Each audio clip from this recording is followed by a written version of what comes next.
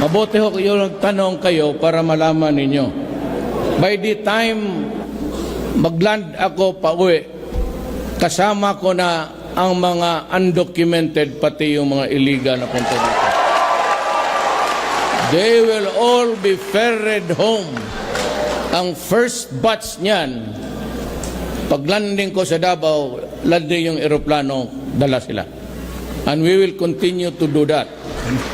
Hindi lang kasi ninyo alam, okay, hindi mo kayo nagtatanong, that is why this is as good as any other time to ask your question. We are working very hard for you. Kaya nga ako pumunta dito, nauna nga kayo para i-announce ko na nakausap ko yung si King and he has committed so many things for you. Hintayin na lang ninyo.